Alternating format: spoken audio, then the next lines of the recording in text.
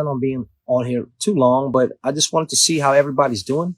I know, in America, things, kind of just came to a head.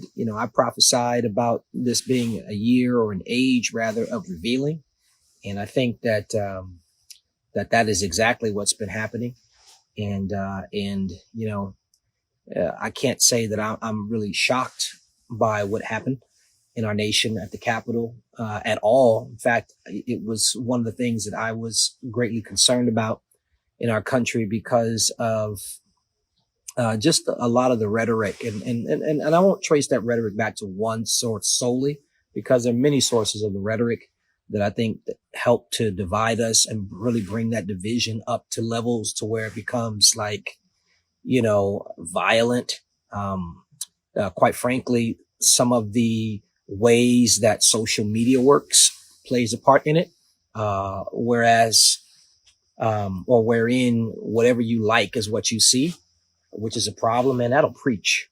Let's back that up for a second. On social media, you see more of what you like. And so if I am a, angry nationalist, and I like the comment or the post of an angry nationalist, then I'm going to see my timeline is going to be flooded with posts of angry nationalists. And what that does is it creates the false illusion that everything that is in the world, every opinion is similar to yours. And so there was a great documentary, I believe it was called The Social Dilemma, that explored that, to some degree. So there are a lot of sources for this, rhetoric, but I say all that to say I wasn't surprised when I heard that our outgoing commander in chief was encouraging people to come to DC. I was greatly concerned because, unfortunately, a significant amount of the people that he attracts are people who have radicalized thoughts and ideas. And so, I wasn't shocked that there would be trouble, in DC. What I was shocked about, and maybe I shouldn't have been, was, the embarrassing preparation by law enforcement. The fact that one of our sacred facilities could be breached in the way that it was breached, and to a certain degree defiled, was disgusting to me. But then again, it, I think, underscores what a lot of people, not just people of color, but a lot of people in America have been awakened to and have been crying out for, is that there is a great disparity between how laws and law and order affects people of color and those who are not. So I think, to a certain degree, as challenging as the 6 was, I think that for those who are really open to healing and open to truly making our nation, our world a better place, I believe it was an eye opener to the fact that, wow, man, things do go differently for, people of color, versus people who are not of color, even as it relates to how laws are enforced or law enforcement is approached. So I'm believing that in some way, people who seriously want to see good and who seriously want to see our country be the best that it can be, will abandon divisive political postures and say, you know what? I didn't see it at first, but I saw firsthand that, that the way that law enforcement responds to blacks or black causes or black issues or, issues of color are different. And it doesn't make you don't have to switch your political side to say that. You got to say, hey, man, all right, maybe there is some truth to what they're crying about. I'm big on empathy. I believe that everybody's a little right and everybody's a little wrong.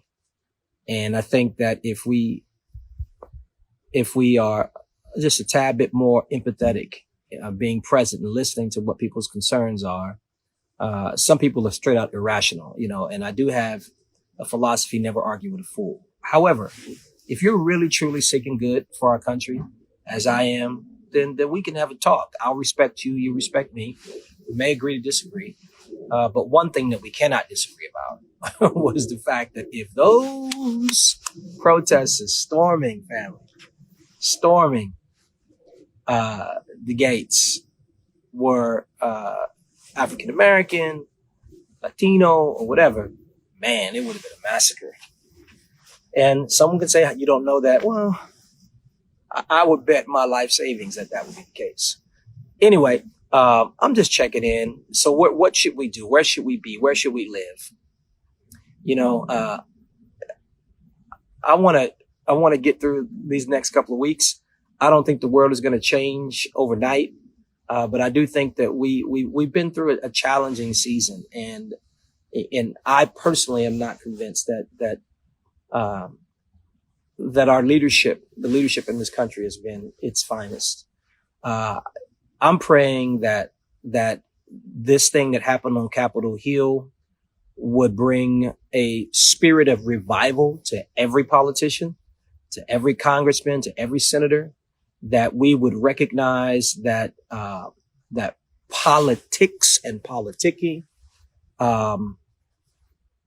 are really futile, and that we ought to really come back down to what the heart of being a civil servant is, and one who serves the nation is, and that is the betterment of the country. It's not about kickbacks. It's not about, lobbying and feeding those who, feed your agenda. It's not that. It's about being human. It's about recognizing that we've been entrusted with a responsibility to make certain that we can live a peaceful, fair, and prosperous existence in our nation, and that we would be willing to lay down politicking and pandering for a greater good. Lives were lost because of rhetoric and political pandering this week. And that, in my estimation, is worse than treason. So I'm just praying. My prayer is that not just politicians, but we as people will take a sense of stewardship over our country, stewardship over our nation, and say, I got a part to play. I'm not going to sow division or hate. I'm going to listen. And with the influence that I have, whether it's over two people, whether it's over my home or over my whole community, I'm going to be a part of rebuilding good. As I've been preaching about, it's a time of rebuilding. And I think that we saw a clear sign that our country, our political system needs a new way forward. So that's my prayer. I'm praying for incoming President Joe Biden and Kamala Harris. They're going to have a tough job. But I don't think that their responsibility is to heal the world. I think that they have a job, a lane, and I think that each of us have a lane. And let's find out what our lane is and make certain that we're building constructively and not destructively. So love you all, praying for you. I didn't really get a chance to see, I'm sure it's lit in the comments there, but it's all good, man. Everybody's got a right to their opinion. I want to see America do well. I want to see the nations do well. I want to see South Africa do well. I want to see London do well.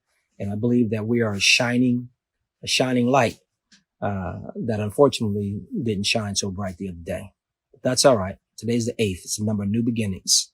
Let it start with you. If you want another awesome video in our Black Excellence series, check out the video right there next to me. I think you'll enjoy it. Continue to believe, and I'll see you there.